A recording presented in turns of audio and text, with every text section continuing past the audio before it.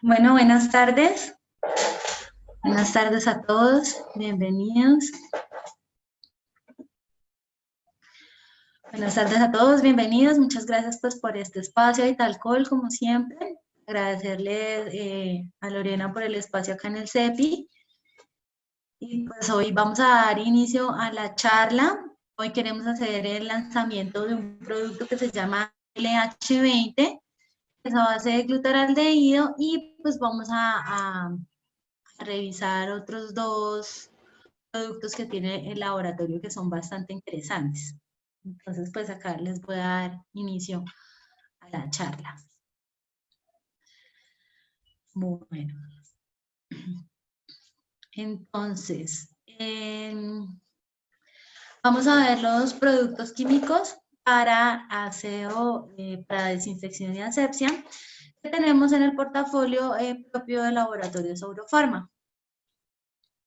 Entonces, pues para los que no me conocen, mi nombre es Laura Moreno, yo soy médico veterinaria zootecnista y soy la gerente de línea del área de bioseguridad de Laboratorio Saurofarma en este momento. Aquí manejamos en esta área la parte de higiene y desinfección, también manejamos el control de plagas y roedores y también manejamos la parte de tratamiento de agua como tal. Pero pues esta parte de tratamiento de agua la estamos desarrollando.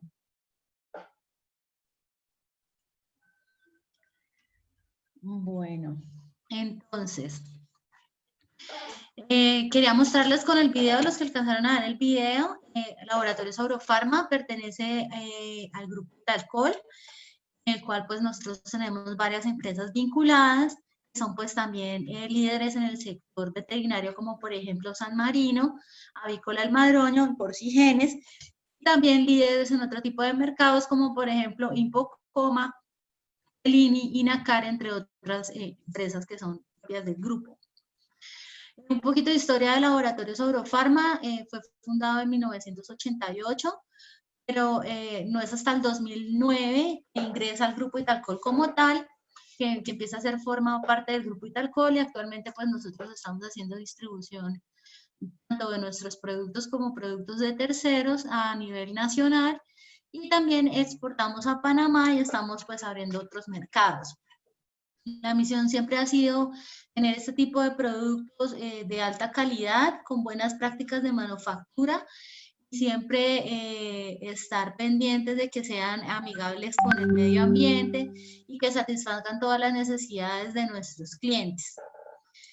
También tenemos los valores corporativos, tanto nuestros como del grupo Italcol, los cuales son el respeto, la honestidad, la lealtad, la perseverancia, el compromiso.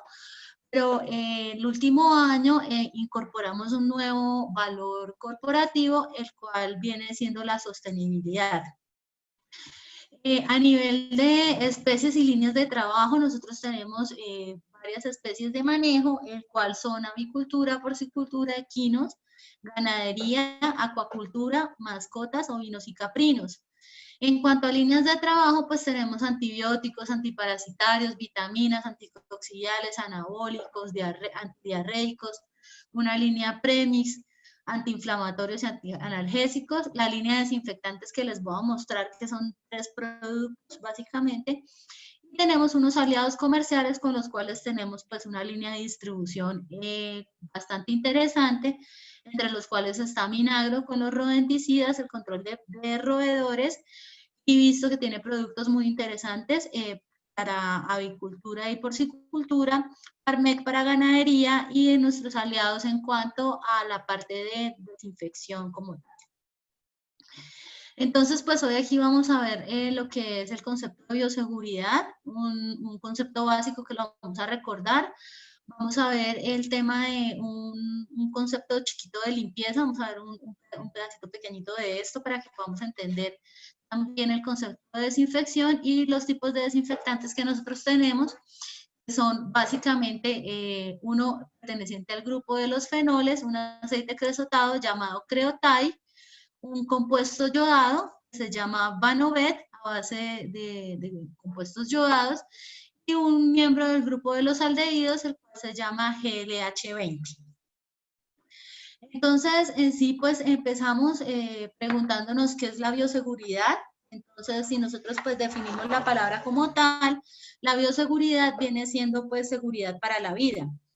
Pero a nosotros en cuanto a términos de producción y de instalaciones, nosotros hablamos de que la bioseguridad en sí pues son todos los procedimientos técnicos, las medidas sanitarias y normas de trabajo que son aplicadas de forma lógica, encaminadas a prevenir la entrada o la salida de diferentes enfermedades o agentes infectocontagiosos. Básicamente lo que nosotros queremos es evitar estos patógenos que vayan a afectar la sanidad, el bienestar y los resultados técnicos de una producción y de las personas que trabajan dentro de esta producción como tal, ¿no?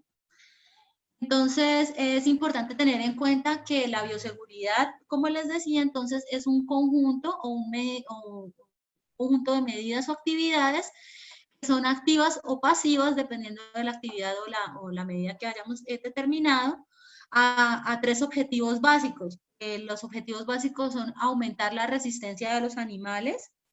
Esto se hace principalmente pues, por medio de vacunación, por ejemplo.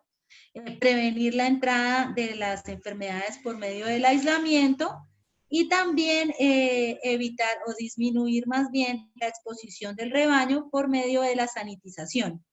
En este caso es donde estamos entrando a hablar pues de lo que es higiene y desinfección como tal.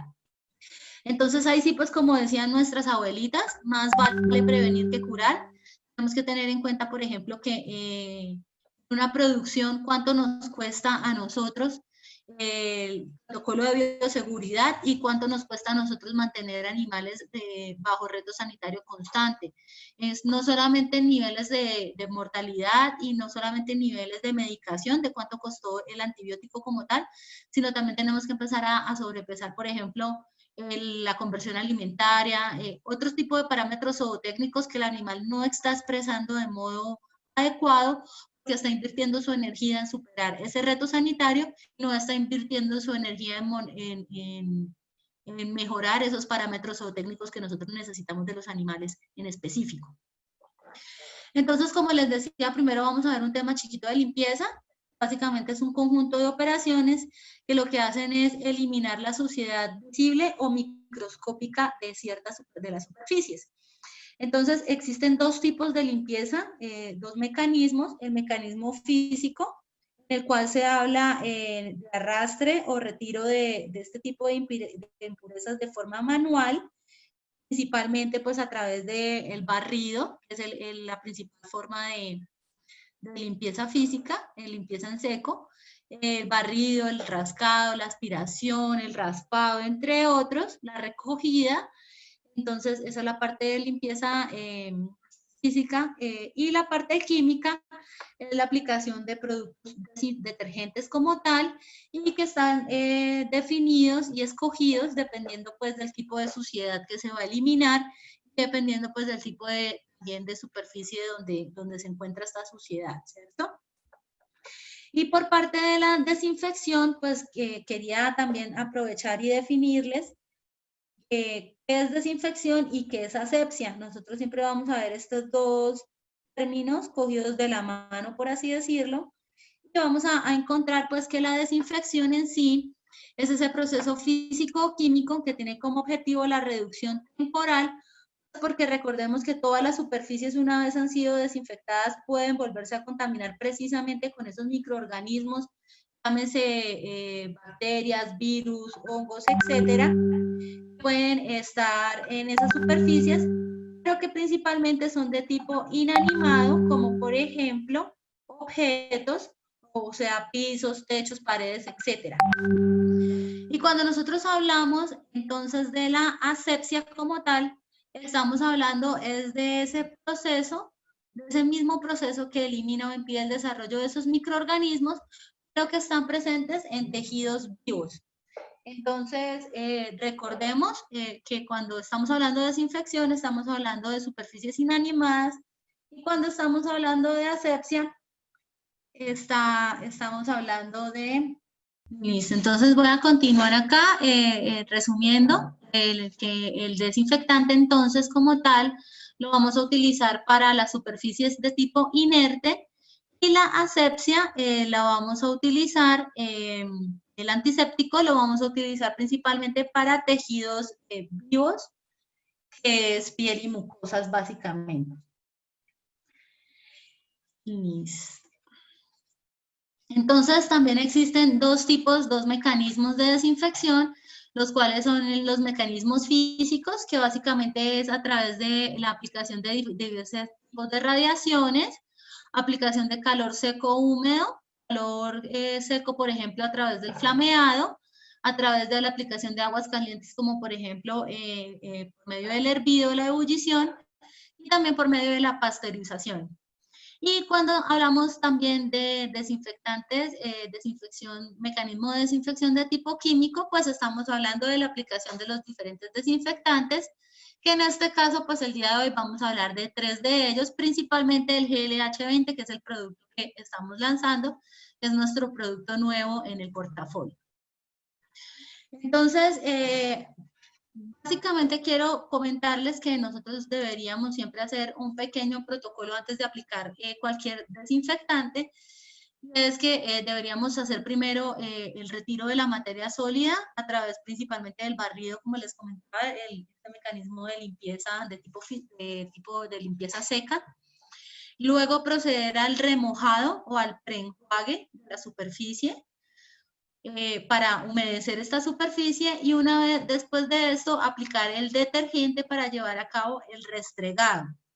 Esto lo vamos a dejar actuar durante 15-20 minutos principalmente, pero pues lo podemos dejar hasta media hora actuando. Y luego de esto vamos a hacer la aplicación de agua para aclarar o hacer el enjuague como tal de la superficie. Ahí podríamos decir que la superficie ha quedado limpia. Después vamos a proceder a permitir que haya un secado de esta superficie, un secado completo de la superficie, para ahí sí aplicar el desinfectante como tal y dejarlo actuar durante su tiempo de contacto específico, dependiendo de la molécula que vayamos a utilizar o el principio activo. Entonces, aquí les quiero mostrar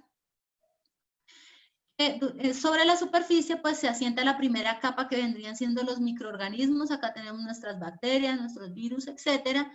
Encima de ella se va a ubicar una capa de material proteico, luego una capa de incrustación mineral, y por último se va a asentar la capa de material orgánico, que se conoce básicamente que es un tema de acumulación grasa o lipídica. El detergente o el desinfectante tiene que actuar primero sobre todas estas capas para poder llegar a hacer la acción sobre los microorganismos. Por eso la importancia de hacer primero el lavado y el enjuague, el lavado primero, la limpieza previa, para que podamos exponer la capa de microorganismos y que el desinfectante pues pueda hacer su acción biocida de manera específica sobre esta capa. ¿Qué pasa, por ejemplo, en los arcos de desinfección, que nosotros no hacemos todo este protocolo? El arco de desinfección para vehículos, pues en ese caso nosotros utilizamos un producto que pueda oxidar estas primeras capas, oxida cierta concentración y deja una parte de esa concentración para que llegue hasta el final de las capas, la capa de microorganismos, y pueda ejercer su acción biocida. Esto es importante escoger, por ejemplo, en este caso, productos que sean efectivos frente a materia orgánica, como por ejemplo el glutaraldehído, y por ejemplo, escoger las concentraciones adecuadas y las diluciones adecuadas para que pueda llegar hasta el punto necesario y poder hacer la acción que nosotros estamos necesitando. Bueno, entonces, a regla general, a modo general, no puede haber una adecuada desinfección cuando no se ha hecho una correcta limpieza. Esto es como una de las reglas de la desinfección, es una de las primeras frases que todos los que hablamos de estos temas nos grabamos, y es súper importante que ustedes también la recuerden siempre. Es que siempre la materia orgánica, la presencia de materia orgánica, de algún u otro modo va a haber influencia en la efectividad del desinfectante como tal. Entonces, un resumen chiquito de lo que llevamos hasta el momento. Desinfectantes sobre objetos no vivientes, antisépticos sobre tejidos vivos, para destruir todo ese tipo de microorganismos, que pueden causar infecciones o enfermedades. Entonces quiero que recuerden aquí en este caso, los desinfectantes y los antisépticos, todos estos productos son productos químicos fuertes, con formulaciones específicas y combinaciones de principios activos que no tienen actividad selectiva y pues resultan efectivos contra diferentes tipos de patógenos. ¿Qué pasa? Cuando nosotros tenemos en el mercado, ya hay productos que vienen con esta combinación de principios activos. No es adecuado, no es recomendable hacer diluciones mezclando productos, puesto que nosotros podríamos inactivar los principios activos de estos productos al mezclarlos sin tener, por ejemplo, los excipientes o los vehículos adecuados para hacer la formulación química. Entonces, por eso es muy importante que nosotros no mezclemos de forma artesanal este tipo de productos, puesto que les vamos a quitar sus poderes biocidas, por así decirlo, y lo que vamos a hacer es que vamos a inactivar los productos. Muchas de estas combinaciones pueden inclusive generar vapores tóxicos que pueden generar afecciones de tipo respiratorio. Por eso, ese es otro de los motivos los cuales no es recomendable hacer ningún tipo de mezcla artesanal de principios activos de desinfectantes. Utilícelos únicamente como el fabricante o el proveedor del producto le indica que lo haga y de la forma y la dilución recomendada en las fichas técnicas o en las hojas de seguridad de los productos. Otro tema importante y es que tenemos que tener en cuenta los diferentes factores que pueden afectar la eficacia de esos productos, de estos desinfectantes.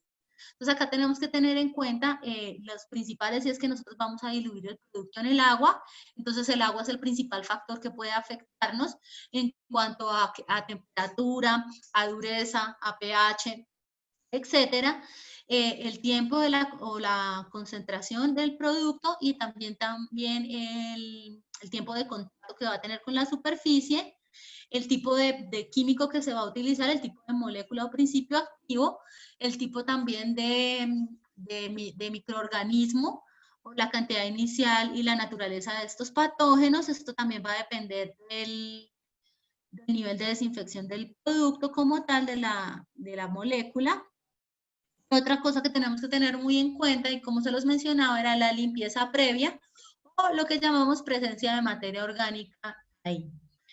Recordemos que cuando nosotros cogemos y diluimos el químico en el agua, convertimos esto en un sistema y siempre tenemos que estar pendientes de la estabilidad de este sistema como tal. Entonces, cuando nosotros vamos a querer escoger el producto que vamos a utilizar, nosotros tenemos que tener en cuenta ciertas características y ciertos criterios para poder escoger esos productos. Como les mencioné, el espectro de acción de este tipo de productos no es específico, sino que dependen de un nivel de desinfección al que pueden llegar, que ya les voy a explicar con un cuadro y con una pirámide cómo es ese nivel de desinfección. Entonces, pues, escoger niveles de desinfección altos es muy importante. También que sean de rápida acción, que ese tiempo de contacto sea corto, que no se vea afectado la presencia de materia orgánica principalmente, otro tipo de productos, no sea tóxico, sobre todo cuando estamos hablando de antisépticos, que sea compatible o amigable con esos materiales que vamos a trabajar. Lo ideal es que no vaya a corroer los metales ni nos vaya a deteriorar los plásticos o las gomas que estamos utilizando. Sea económico, pero en la parte de economía tenemos que tener en cuenta que no es solo costo-beneficio, sino que también tenemos que incluir el riesgo que nosotros empezaríamos a correr si no utilizamos ese desinfectante adecuado o si no utilizamos esa concentración adecuada.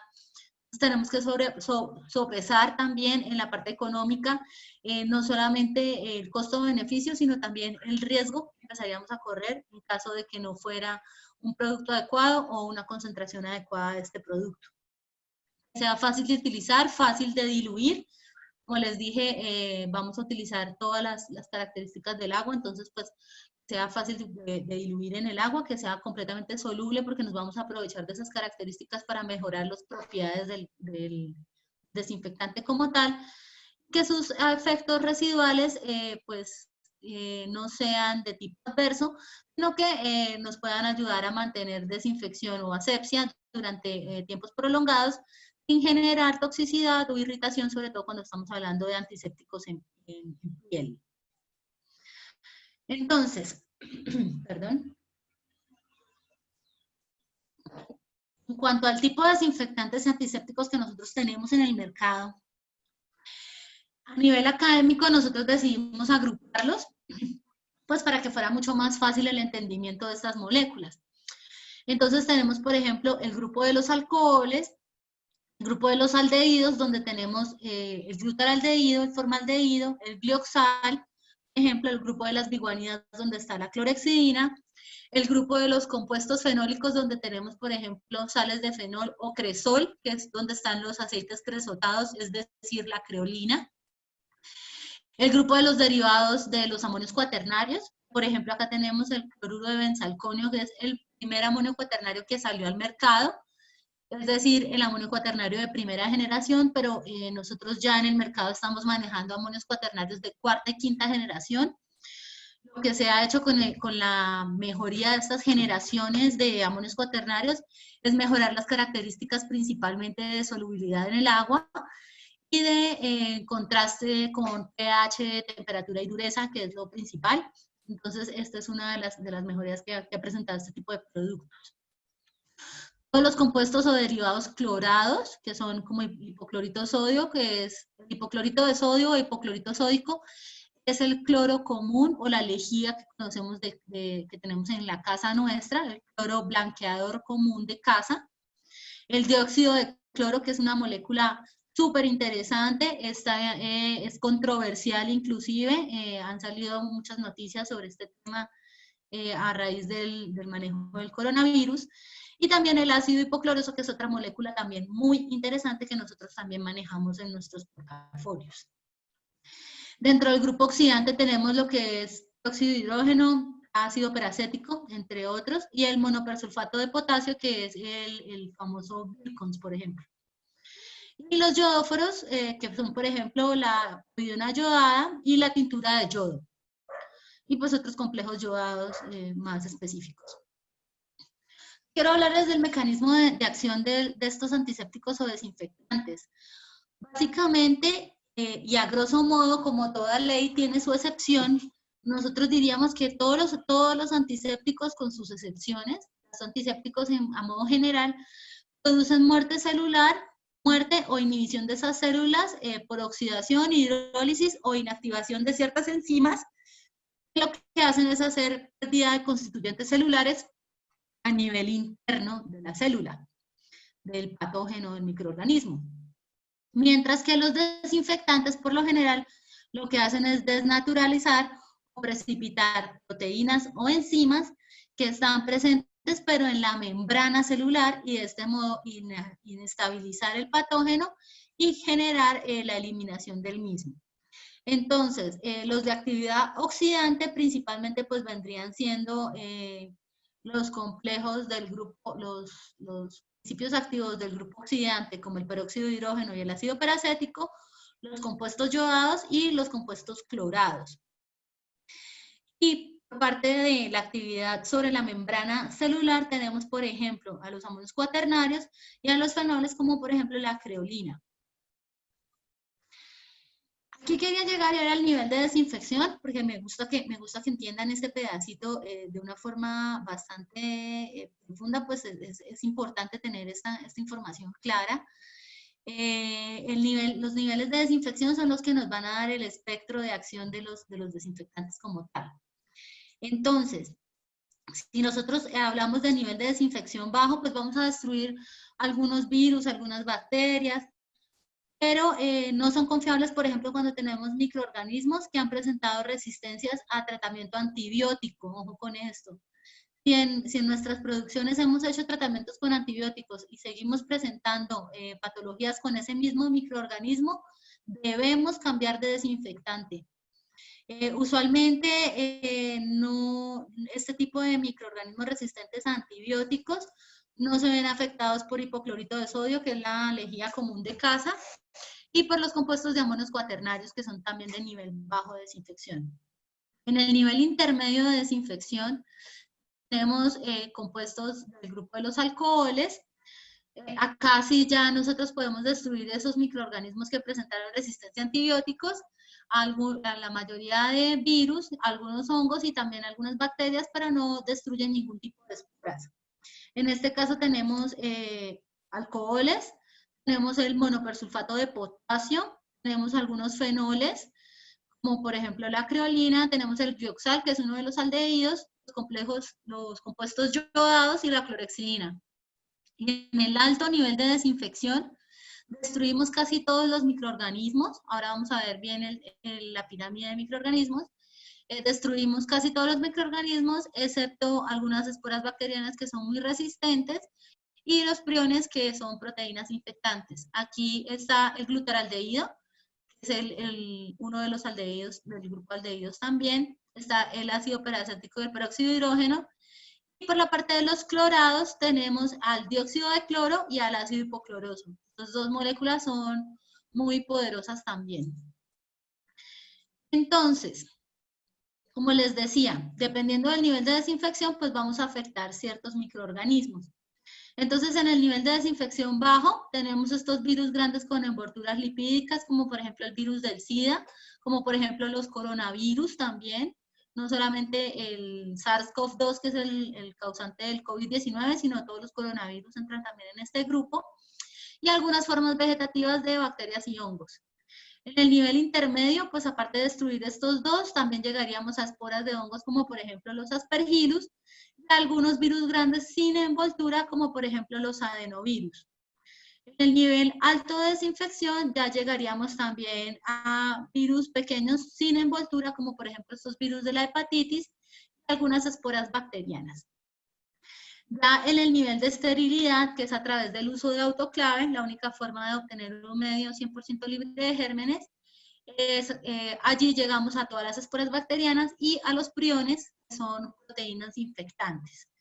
Entonces, a medida que vamos subiendo de nivel de desinfección, pues vamos ampliando el número de microorganismos que vamos destruyendo. Entonces, ¿cuáles son los productos que tiene Aurofarma para estos casos? El primero de ellos es el compuesto yodado, que es el Vanovet, que básicamente pues en medicina se utilizan las soluciones de yodo y los compuestos yodados principalmente como antisépticos, pero también se pueden utilizar como desinfectantes. Acordémonos pues que ya les expliqué la diferencia entre un antiséptico y un desinfectante y que es muy importante tener claro estos dos términos. Entonces, el yodo elemental es uno de los bactericidas de mayor potencia cuando actúa sobre todo sobre piel íntegra. Esto que normalmente este tipo de compuestos se ven inactivados fácilmente, no solo con sangre, sino también con la presencia de materia orgánica. Como los compuestos llevados son de nivel intermedio, pues pueden llegar a ser fungicidas y antivirales también. Importante tener en cuenta que se han utilizado mucho para el embroque prequirúrgico, para la preparación de piel previa al ingreso a cirugías y para otro tipo de soluciones de este tipo. Actúa, como les decía, por efecto oxidante y tiene su combinación irresistible con los residuos de tirosina de las proteínas. Entonces, los compuestos yodados, básicamente tenemos tres grupos. El primero son los iones yoduro, que se utilizan formas en soluciones acuosas o alcohólicas a distintas concentraciones de yodo y de yoduro de potasio, principalmente yoduro potásico, que lo que hace es aumentar esa solubilidad del yodo, y la estabilidad de esta solución. Esto se utiliza principalmente para manejo de afecciones de tipo cutáneo, pero también cuando se elevan las concentraciones de este tipo de productos, se puede utilizar para desinfectante de materiales. Un ejemplo claro de del tema de soluciones concentradas es que nosotros normalmente encontramos compuestos yodados al 1% para manejo sobre piel y compuestos yodados al 2.6% para manejo sobre superficies. La tintura de yodo, por ejemplo, también tiene un amplio espectro microbiano, también actúa rápido, pero tiene dos precauciones, y es que puede irritar la piel cuando tiene heridas abiertas, cuando está expuesta sobre todo a algún tipo de heridas. La materia orgánica efectivamente lo inactivan rápidamente y puede generar irritación, como les decía, sobre este tipo de mucosas y sobre la piel cuando está expuesta a heridas. Entonces, la tintura de yodo no es muy recomendable en este tipo de casos. Y lo otro es que genera muchas manchas a nivel de superficies. Y ya llegamos al final de los yodóforos, que básicamente es los complejos que más se están utilizando en el mercado, pues son de tipo orgánico, liberan el yodo gradualmente, no solo en el tejido, sino en las superficies, y pues tienen disminuida esa toxicidad del yodo libre, por ejemplo, y también se ve reducida la capacidad o la característica manchadora también, porque el tipo de complejo que se está utilizando acá. Acá, por ejemplo, se utilizaría o se conoce la povidona yodada como uno de estos complejos del yodóforo como tal, y también vienen en soluciones acuosas o soluciones alcohólicas, en base alcohólico. El efecto empieza a surgir 1 o 2 minutos después de la aplicación de estos productos, es decir, que el tiempo de contacto es súper rápido. Como les decía, puede venir en solución alcohólica o en solución jabonosa, se utiliza en la piel intacta también, o por ejemplo, como desinfectante cuando tenemos concentraciones más altas. Este, por ejemplo, es el caso, para que lo entiendan bien, la solución alcohólica es, por ejemplo, el isodine solución, y la solución jabonosa es ese isodine espuma. Entonces, ese vendría siendo como para que lo entiendan un poco más fácil, cuál es la diferencia entre este tipo de bases para los complejos yodados. Entonces, ¿qué pasa con el Vanovet? El Vanovet es un complejo yodado de polietoxietanol, lo que quiere decir que viene en base alcohólica. Es un desinfectante antiséptico, es decir, que se puede utilizar sobre las superficies y se puede utilizar sobre piel y mucosas también, sobre todo cuando tenemos piel intacta y queremos hacer, por ejemplo, baños descontaminantes para los animales, cuando vamos a mezclar lotes, por ejemplo, o cuando nosotros queremos hacer fumigación de ambientes con el producto, o fumigar directamente los animales para algún control térmico.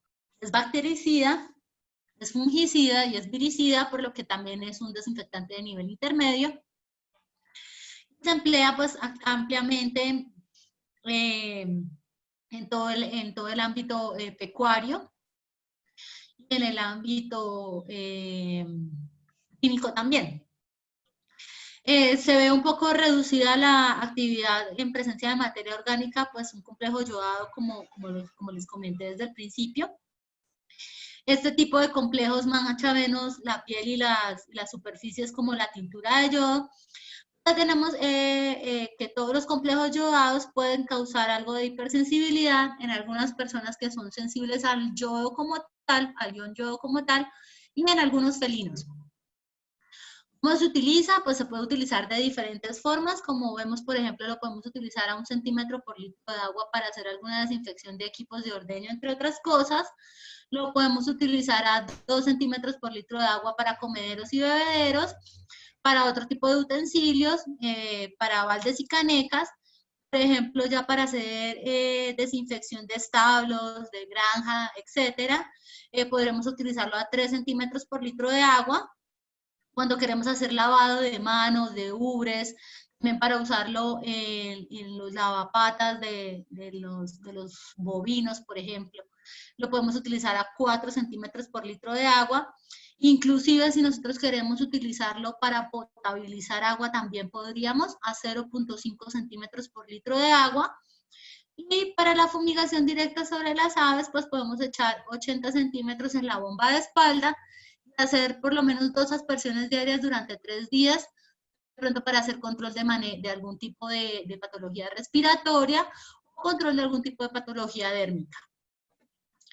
Por parte de los compuestos fenólicos, que es el segundo producto del que les voy a hablar, entonces tenemos aquí el fenol como tal, pues ya no es utilizado en el mercado, pues porque tiene una toxicidad muy alta, es carcinogénico y tiene poder corrosivo como tal. Entonces, ¿qué hicieron? Cogieron ese molécula como tal y le reemplazaron uno de esos hidrógenos que estaba presente en ese núcleo por un grupo funcional como los alquilos, los difenilos, los feniles y los cloros.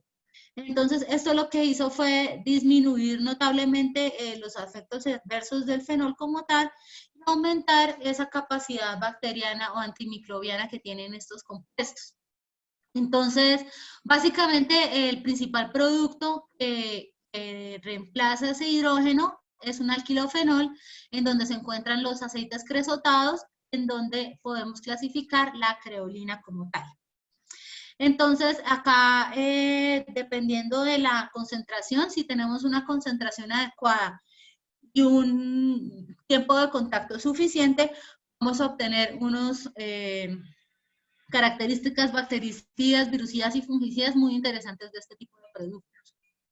Los cresoles, entonces, los aceites cresotados, son derivados de la destilación del alquitrán de hulla como tal. Normalmente los vamos a encontrar emulsionados, mezclados en una solución con jabón, y como por ejemplo la creolina. La creolina tiene un avance detergente como tal. Este tipo de productos pues tienen una composición bastante variada, dependiendo pues de las diferentes utilizaciones que se les da. Principalmente es para desinfección de ambiente, para desinfectar también pisos y paredes, pero también se puede usar como antiséptico. Y por ejemplo la creolina es muy utilizada, por ejemplo, cuando van a hacer destete y no quieren que los animales por el tema del olor se empiecen a pelear. Entonces los bañan a todos con creolina, quedan con el mismo olor y se baja, por ejemplo, eso es un tema de manejo en porcicultura. Ya las principales cualidades de este tipo de producto, la propiedad principal de este tipo de producto es una cualidad biocida, es lo principal para lo que se utiliza. Entonces básicamente es un producto que es principalmente desinfectante, pero que también se puede usar como antiséptico. Entonces, como les decía, el Creotide nuestra creolina, es un aceite cresotado que viene al 16.5%. Perdón, listo. Entonces, el Creotide se puede utilizar como antiséptico al 3%, es decir, 30 centímetros del producto por litro de agua. Y para desinfección de ambientes se puede utilizar a 120 para desinfección de pisos y paredes, a 120 ml por litro de agua. Esta última dosificación y utilización se ve mucho, por ejemplo, en avicultura, cuando están haciendo el alistamiento para fumigar la cama, para desinfectar la cama, o para desinfectar el piso como tal del galpón. El último producto del que vamos a hablar el día de hoy, pues ya es el glutaral-aldehído. Básicamente quiero contarles que los aldehídos, como les decía, son 3 principios activos: el formaldehído, el glioxal y el glutaral-aldehído. De estos 3, el más efectivo contra todos o el más activo frente a los microorganismos es el glutaral-aldehído. Es porque es un dialdehído saturado, es el más efectivo de todos, es el único de este grupo, del grupo de los aldehídos, que pertenece al nivel alto de desinfección, es decir, que es un desinfectante DAN, es derivado de los alcoholes primarios por oxidación y por eliminación de átomos de hidrógeno y adición de átomos de oxígeno. Entonces, en el caso anterior de la creolina, por ejemplo, estábamos reemplazando un hidrógeno por un aceite cresotado, y en este caso se está reemplazando un hidrógeno por un átomo de oxígeno. Como les decía, la actividad biocida depende de la alteración del ADN, del ARN y de la síntesis de las proteínas de la membrana como tal. Este producto, este tipo de molécula es un aceite, viene en presentación pues de aceite líquido incoloro, pero es poco inestable en su forma pura, por lo que siempre lo vamos a encontrar emulsionado, mezclado en una solución con agua. El glutaraldehído, a diferencia de los otros aldehídos del grupo, no es cancerogénico y es fácilmente biodegradable, por lo cual es amigable con el medio ambiente. Esto quiere decir pues, que no es bioacumulativo y no es biopersistente. O sea que nosotros podríamos tomar una muestra después de la utilización del producto y no vamos a tener residuales, como por ejemplo el formaldehído, que sí nos va a dejar algunos residuales que miden las corporaciones ambientales. Bueno, en esta diapositiva quiero mostrarles que el glutaraldehído funciona principalmente en un sistema alcalino. A él le gusta mucho estar en un sistema alcalino, en un pH de 7,585. Sin embargo, si nosotros no le hacemos ningún tipo de tratamiento al agua antes de aplicar el producto, no pasa nada, el producto de todos modos va a funcionar muy bien, pero cuando nosotros vamos a preparar el agua para hacer el sistema, sobre todo con glutaraldehído, lo ideal es que nosotros por cada 200 litros de agua apliquemos 2 cucharadas soperas de bicarbonato de sodio. Con eso nosotros vamos a activar el agua primero a un pH alcalino y luego vamos a aplicar el glutaraldehído y vamos a potencializar muchísimo más la acción del producto. Si no lo hacemos, el producto va a funcionar igual, va a funcionar muy bien, pero si lo hacemos, vamos a potencializar esas características del producto como tal. No corroe metales, no corroe ningún tipo de metal blando, no tiene problemas con gomas, ni plásticos, ni otro tipo de materiales, y es efectivo en diferentes formas o métodos de aplicación, como por ejemplo, por medio de inmersión, cuando nosotros hacemos esterilización en frío de material quirúrgico, en clínicas veterinarias o en clínicas que tenemos materiales que no pueden ser sometidos a calor, entonces hacemos esa esterilización en frío. La aspersión cuando lo utilizamos por bomba de espalda, o por nebulización cuando lo aplicamos, por ejemplo, en los arcos de desinfección, y por termonebulización cuando lo aplicamos con estas máquinas fumigadoras que generan un humo desinfectante. Importantísimo tener en cuenta que el glutaraldehído es únicamente desinfectante. Este producto no se puede utilizar como antiséptico, puede generar toxicidad en la piel. Por ende, también la persona que lo vaya a aplicar deberá utilizar todos sus elementos de protección personal, como por ejemplo la careta, gafas, tapabocas y guantes. El glutaraldehído nuestro, el GLH20, es el producto que estamos lanzando, ya está llegando al mercado. Este producto viene glutaraldehído al 20%, GLH20, glutaraldehído al 20%. Es un desinfectante, como les decía, de alto nivel. Es un desinfectante para hacer desinfección terminal, es decir, es lo último que vamos a aplicar. Ya después de este producto no aplicamos ningún otro producto, ni enjuagamos, ni hacemos ningún otro procedimiento. Ya después de aplicado este producto ya se da por finalizada el proceso de desinfección. Es bactericida, fungicida, viricida. Se puede utilizar sobre todo tipo de superficies inanimadas. Ojo, nunca sobre piel, vuelvo y repito, es únicamente desinfectante. Se puede aplicar en paredes, pichos, techos, establos, instalaciones pecuarias en general. También lo podemos utilizar, por ejemplo, en pediluvios, en vehículos de transporte y en otro tipo de utilizaciones más caseras, como por ejemplo ahorita en los tapetes de desinfección para el calzado y otro tipo de superficies. Este se aplica siempre en una dilución 1:200, es decir, 5 centímetros del producto por cada litro de agua. Ese va a ser la dilución de siempre. Siempre vamos a utilizar el producto de esta misma forma, pues porque quedó diseñado por la concentración para que se utilizara siempre a esta misma dilución.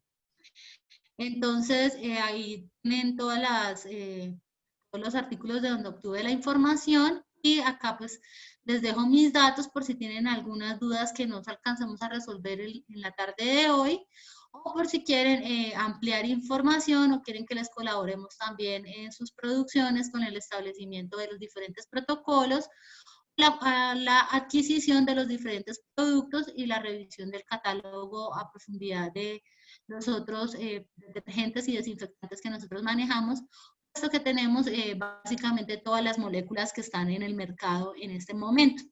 Nosotros manejamos un portafolio con todos los principios activos que les he mencionado hasta el momento. Entonces, por si tienen más dudas, acá les estoy dejando toda mi información. Lorena, ya podemos abrir el espacio para las preguntas. Y buenas tardes. Buenas tardes. Para desinfectar por primera vez galpones, ¿verdad? Que nunca han sido ocupados por aves, ¿es ideal el glutaraldehído? Sí, tú puedes utilizar el glutaraldehído, aunque si nunca has tenido aves y nunca has tenido ningún tipo de problema sanitario ni de reto sanitario, podrías empezar perfectamente con un amonio cuaternario, por ejemplo el Novac 20, que nosotros también lo manejamos. Ya después de que salga el primer lote y hagas el alistamiento, súper ideal empezar a utilizar el glutaraldehído como desinfectante terminal del alistamiento. Sí. Muchas gracias, doctora. Vale, no, con mucho gusto. Sí, buenas tardes. La dosificación del glutaraldehído son 5 ml por litro de agua. Sí, señor, del producto nuestro, del GLH20, la dosificación siempre va a ser 5 centímetros por litro de agua. ¿Puede decirme cómo se compone el Lugol y si es posible prepararlo? El Lugol, tengo entendido que es un glutaraldehído también, pero no es posible prepararlo de manera artesanal. Este ya viene, viene preparado, viene para diluir también y no recuerdo la dosificación del producto en este momento. Yo quiero hacer una última pregunta, doctora Laura. Señor. Yo tengo un galpón que mide 30 metros de largo por 12 metros de ancho. ¿Cómo hago para calcular la cantidad de agua para hacer la desinfección? Bueno, esa es una muy buena pregunta. Mira que a modo general, normalmente nosotros hablamos de 4 metros cuadrados. Entonces, 1 litro de solución, es decir, 5 centímetros del producto, digamos el que lo vamos a hacer con el glutaraldehído, ¿sí? Para hacer un ejemplo. El glutaraldehído se utiliza 5 centímetros del producto por cada litro de agua, ¿cierto? A esa preparación nosotros lo llamamos ya solución o sistema, cualquiera de las dos formas. 1 litro de esa solución o de ese sistema debería actuar para 4 metros cuadrados. De esa forma tú haces el cálculo de cuánta agua necesitas. Ok, doctora Laura, sí, ya. Muchas gracias. Vale, con mucho gusto. Tengamos una pregunta aquí. Para termonubilización, ¿qué dosificación recomienda y para 4 metros alcanza? Bueno, para termonebulización, el producto se maneja de manera diferente. Normalmente, 1 litro de producto para termonebulizar hace aproximadamente 500 metros cuadrados. Pero en ese caso sí se utiliza el producto puro. Lo que se hace es que se diluye 1 litro en la máquina termonebulizadora, mezcla 1 litro de producto, 1 litro de agua, y con eso hace 1000 metros cúbicos, perdón. Bueno, tengo una última pregunta, doctora Laura, qué pena. Señor, no, Sí. tranquilo que la idea de estos espacios es eso, Sí. que podamos preguntar. ¿Qué tan eficiente es para el uso de pediluvios o rodiluvios los ¿El glutaraldehídos? glutaraldehído? Bueno, Sí. El rodiluvio ya es otro, la utilización del rodiluvio como tal ya también es controversial, ¿no? Puesto que se ha demostrado que la llanta, al girar y al emitir calor, hace su proceso de desinfección de esa forma, básicamente. Entonces, el rodiluvio normalmente lo que hace es recoger pues más suciedad de la que elimina. Y el gasto del desinfectante es bastante amplio.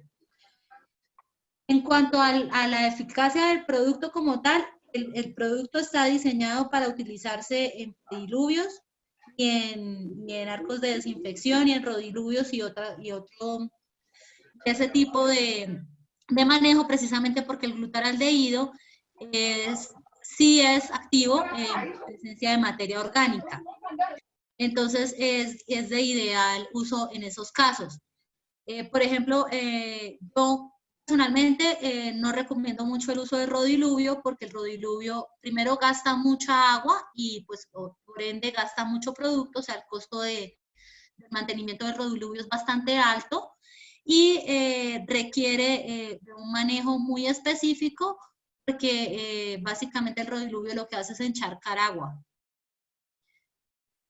Muchas gracias, doctora Laura. No, con mucho gusto.